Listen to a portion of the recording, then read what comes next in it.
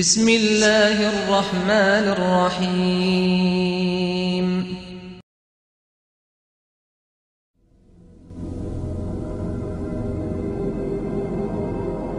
In 1978 or 79, the Surgeon General of the United States of America announced that it was conclusively proven that smoking causes cancer.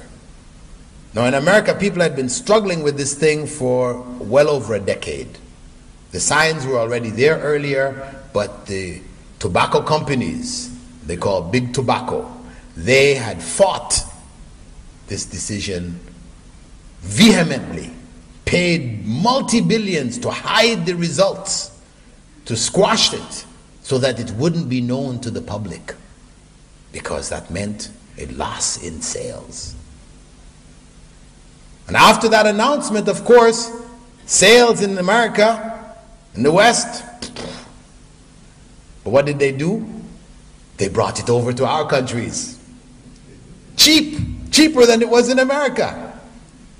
So sales in our countries, like that. So they made up for it.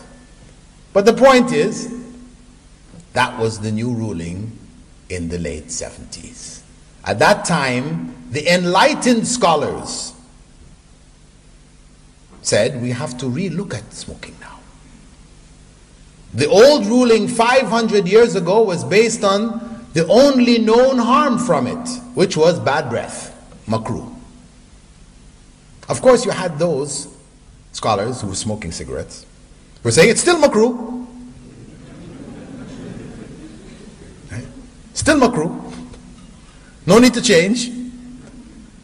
But the enlightened scholars, using fiqh correctly, went back to the Sharia to look at the ruling concerning any product or incident which would harm the human being, which could cause his death.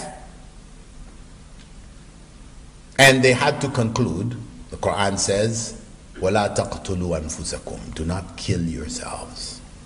The Prophet, may God's peace and blessing be upon him, said, whoever kills himself in this life will find himself eternally in hell, killing himself over and over again.